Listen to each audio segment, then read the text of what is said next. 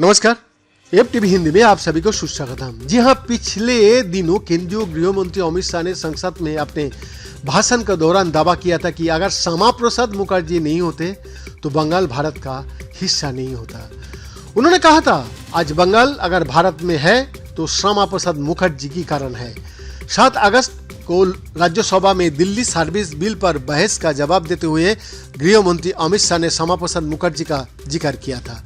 उन्होंने कहा था, कम्युनिस्ट पार्टी का 2 सदस्यों ने मेरी पार्टी का उल्लेख करते हुए ये कहा कि मेरी पार्टी का आज़ादी की आंदोलन में कोई इतिहास नहीं है, लेकिन मैं उनसे कहना चाहता हूं कि जिस पार्टी का जन्म ही 1950 में हुआ वो आज़ादी के आंदोलन में कैसा हिस्सा ले सकती है।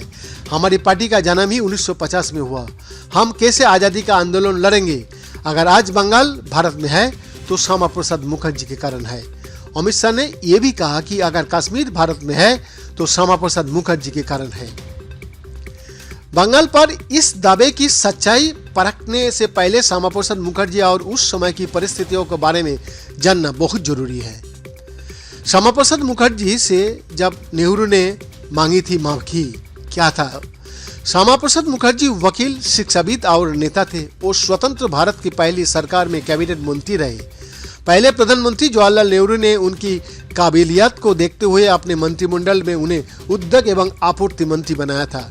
कलकत्ता में साल 1901 में जन्मे मुखर्जी सबसे कम उम्र में कुलपति बने थे। जब उन्हें कलकत्ता यूनिवर्सिटी का वाइस चांसलर बनाया गया तो उनकी उम्र केवल 33 साल थी। वो 4 साल तक इस पद पर रहे। जी हाँ, श्यामा प्रसाद मुखर्जी का जन्म 1901 में कलकत्ता में हुआ। 1929 में बंगाल कांग्रेस से जुड़े।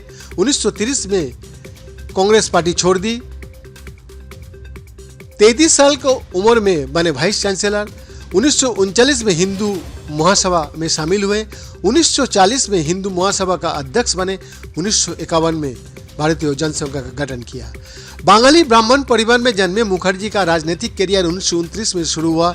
वो उस साल बंगाल कांग्रेस से जुड़े, लेकिन अगले साल यानी 1930 में उन्होंने कांग्रेस छोड़ दी।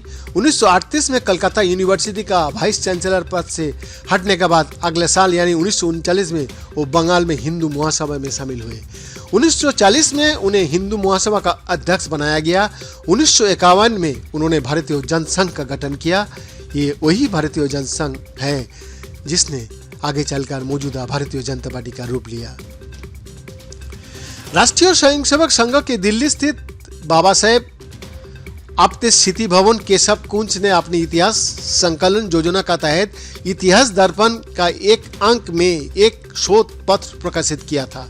उदयपुर का BN कॉलेज में इतिहास विभाग का प्रधान प्रोफेसर A.K. कपिल और डॉक्टर भानु कपिल ने बंगाल का द्वितीय विभाजन शीर्षक वाले इस शोध पत्र में कहा था कि श्यामा प्रसाद बंगाल की विभाजन को पक्ष में थे।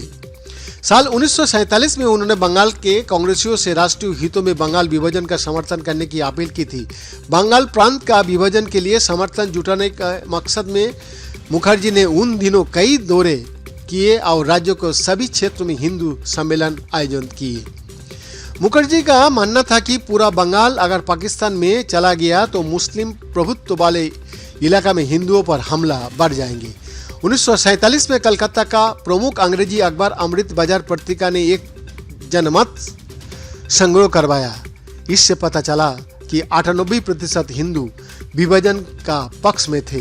बंगाल कांग्रेस का बहुमत भी विभाजन का पक्ष में था। BN का report, FTV Hindi, Delhi, India.